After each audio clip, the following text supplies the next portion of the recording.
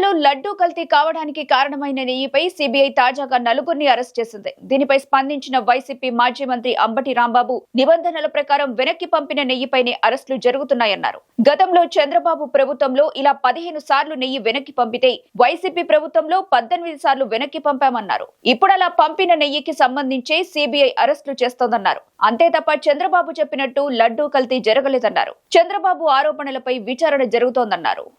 తిరుమల కల్తీ నెయ్యి వ్యవహారంలో అరెస్టులు జరిగింది టెండర్ల ఉల్లంఘన మీద తప్ప లడ్డూ ప్రసాదంలో కల్తీ నెయ్యి కలిసిందనేది ఆధారాలు లేని ఆరోపణ అనే విషయాన్ని చాలా స్పష్టంగా తెలుసుకోవాలని మనవి చేస్తున్నాను. ఎందుకంటే ఈ వార్తలన్నీ చూస్తుంటే చంద్రబాబు నాయుడు గారు ఏదైతే తెలివి తక్కువగా ఆరోపణ చేశాడో, తెలివి ఎక్కువ ఆరోపణ చేశాడో, లడ్డూ ప్రసాదంలోనే నూనె అంటే పంది నూనె, పంది కొవ్వు ఇలాంటి జంతువులు కొవ్వు కలిసిందని ఆరోపణ చేసి ఇరుక్కుపోయాడు. ఇవాళ ఏం చేయాలో అర్థం కానటువంటి పరిస్థితుల్లో ఆయన రకరకాల విన్యాసాలు చేస్తున్నాడు. ఎలా బయటపడాలి ఏమిటి అనే దాని మీద. దానిలో భాగంగానే ఈనాడు, ఆంధ్రజ్యోతి వార్తలు రాసేటటువంటి కార్యక్రమాలు చేస్తున్నారు. ప్రధానంగా ఇక్కడ గమనించవలసినటువంటి అంశం ఏమిటంటే మరొక్కసారి రాష్ట్ర ప్రజానీకం తెలుసుకోవాలి. తిరుమల తిరుపతి దేవస్థానం అనేది చాలా పవిత్రమైనటువంటి దేవాలయంగా ప్రపంచవ్యాప్తంగా కోట్లాది మంది భక్తులు భావిస్తూ ఉంటారు. అంతేకాదు పవిత్రతకే కాదు నాణ్యతకి, పరిశుభ్రతకి కూడా చాలా పేరు ప్రఖ్యాతులు గడించినటువంటి దేవాలయం.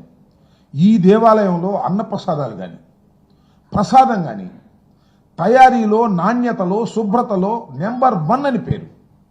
అన్ని దేవాలయాలు, ప్రపంచంలో ఉన్నటువంటి అనేకమైన దేవాలయాలు, దేశంలోని అనేక దేవాలయాలు ఈ తిరుమల తిరుపతి దేవస్థానంలో ఏ విధంగా ప్రసాదాలు తయారు చేస్తారు, ఏ విధంగా ప్రమాణాలు పాటిస్తారు అనే దాని మీద అధ్యయనం చేసి వారు కూడా దీని నుంచి తెలుసుకునేంత స్థాయిలో జరుగుతూ ఉంటాయి. ఇది అందరికీ తెలిసినటువంటి సత్యం. దశాబ్దాలుగా ఒక పద్ధతి అక్కడ ఏర్పాటు చేశారు. ఆ పద్ధతి ఏమిటంటే ఏదైనా సరే ఒక లడ్డూ ప్రసాదానికి ఆవు నెయ్యిని పవిత్రంగా వాడతారు. ఆ ఆవు నెయ్యి సరఫరా చేసేటటువంటి వారికి ప్రతి 6 నెలలకి ఒకసారి టెండర్ వేస్తారు. ఇదేది చంద్రబాబు నాయుడు గారు చేసిందో, జగన్మోహన్ రెడ్డి గారు చేసిందో కాదు, ఇది ఆనవాయితీగా వస్తున్నటువంటి అంశం. ప్రతి 6 నెలలకి ఒక ఈ టెండర్ పిలుస్తారు. ఈ టెండర్లో ఎవరైతే L1గా వస్తారో వారికి ఇస్తారు. ఇచ్చిన తర్వాత వారు సరఫరా చేసేటటువంటి నెయ్యిని పరిశీలన చేస్తారు, టెస్ట్ చేస్తారు. దాని నుంచి శాంపిల్స్ తీస్తారు.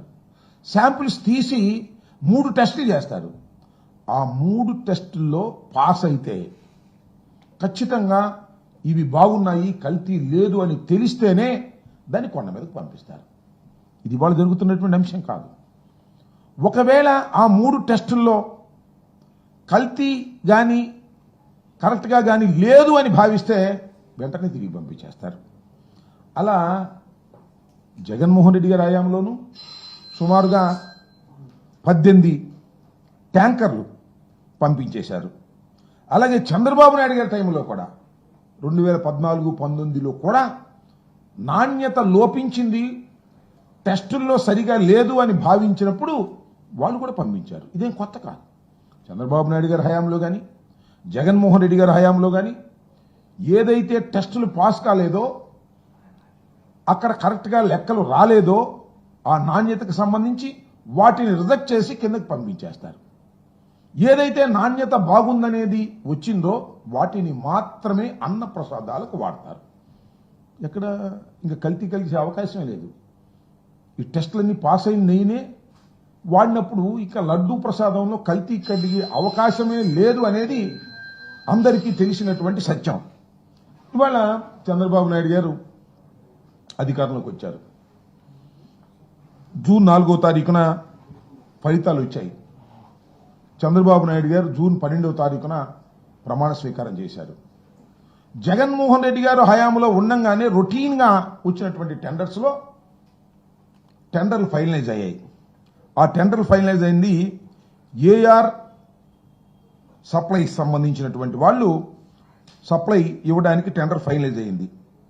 వాళ్ళు సప్లై ఎప్పటి నుంచి చేయడం మొదలెట్టారు అంటే జూన్ 12, 21, 25, 4 ఇవన్నీ కూడా చంద్రబాబు నాయుడు గారు ముఖ్యమంత్రి అయిన తరువాత మాత్రమే సరఫరా ప్రారంభమైంది.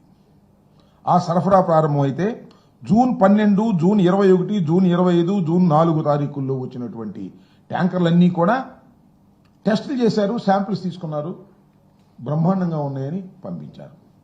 ఆ తర్వాత జూలై 6వ తారీఖున, జూలై 12వ తారీఖున కొన్ని ట్యాంకర్లు వచ్చాయి. ఆ ట్యాంకర్లను టెస్ట్ చేశారు, అవి ఫెయిల్ అయినాయి. ఫెయిల్ అయిన వాటిని తిరిగి పంపించేశారు. ఇది జరిగినటువంటి అంశం. చంద్రబాబు నాయుడు గారి హయాంలో కూడా ఇలాగే 14, 19లో కూడా సుమారుగా 15 ట్యాంకర్లను ఈ విధంగా వెనక పంపించేశారు. జగన్మోహన్ రెడ్డి గారి హయాంలో 18 ట్యాంకర్లని వెనక్కి పంపించారు. ఇలా ఏదైతే ట్యాంకర్లు వచ్చాయో ఆ 4 ట్యాంకర్లన్నీ నెయ్యిని వాడుకోకుండా వెనక్కి పంపించేశారు, అయిపోయింది. ఆ తర్వాత శ్యామలరావు గారు, ఈఓ గారు, ఆయన ఒక సమావేశం పెట్టి ఆ సమావేశంలో ఏం చెప్పారంటే, ఈ 4 ట్యాంకర్లలో వనస్పతి ఆయిల్ కలిసిందని మాకు రిపోర్ట్ వచ్చింది, అందువల్ల అవి మేము వాడలేదు, అవి వెనక్కి పంపించాము అని చెప్పారు. ఇది జులైలో.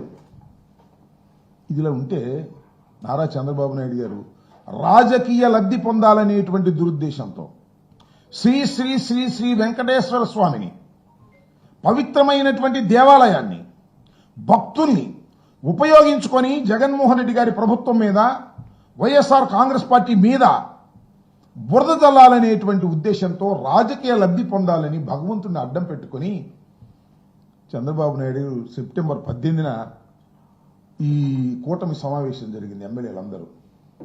దానిలో ఒక అపవిత్రమైన మాట, పచ్చి అబద్ధపు మాట, దురుద్దేశంతో కూడుకున్న మాట, జగన్మోహన్ రెడ్డి గారి మీద కక్షతో, ప్రభుత్వం మీద కక్షతో, దైవాన్ని అడ్డం పెట్టుకొని వాడాలనే దురుద్దేశంతో ఒక మాట మాట్లాడాడు.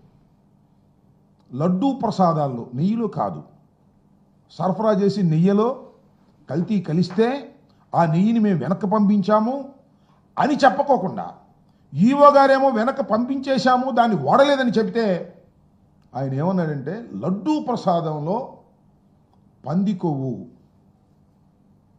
యానిమల్ ఫ్యాట్ ఉపయోగించారు, ఇది దుర్మార్గం అని గుడ్డగాల్చి ఒకటి ముఖాన వేశాడు, ఒక అబద్ధ ప్రచారాన్ని వేశాడు. దాన్నే ఇవాళ లాక్కోలేక పీక్కోలేక కింద మీద పడతా ఉన్నాడు.